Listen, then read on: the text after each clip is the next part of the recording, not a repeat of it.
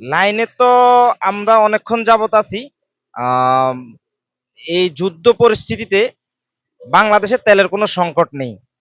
তারেক রহমান সাহেব যথেষ্ট পরিমাণ তেলের ব্যবস্থা করেছে এবং দেশে পর্যাপ্ত পরিমাণ তেল আছে। কিছু সিন্ডিকেট চেয়েছিল বাংলাদেশের তেলের দাম বাড়িয়ে দিতে, কিন্তু সেটা কোনোভাবেই সম্ভব করতে পারে নাই। তারেক রহমান একেবারেই স্টেট ছিল এই বিষয়ে, এবং মানুষের আতঙ্কিত হওয়ার কোনো কারণ নেই।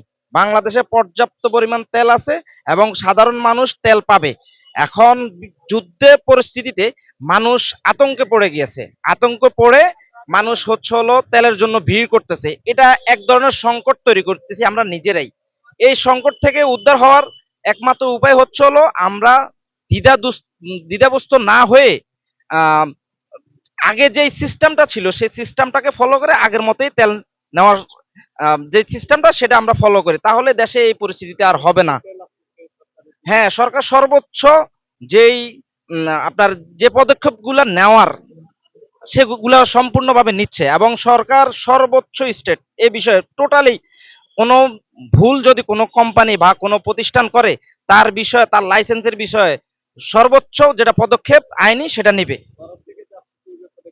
ভারত থেকে তো তেল আসবে, সেটা আমাদের তো এখন যে রাষ্ট্রগুলা থেকে তেল আনতেছে সেই রাষ্ট্রগুলা থেকে তেল আনার পরে আমরা তো কাঁচা তেল আনবো। কাঁচা তেল আনার পরে এটা যে রিপেয়ারিং এর যে একটা বিষয় আছে, রিপেয়ারিং এর যে বিষয় আছে সেটা কিন্তু বাংলাদেশে নেই, সেটা ভারতে আছে।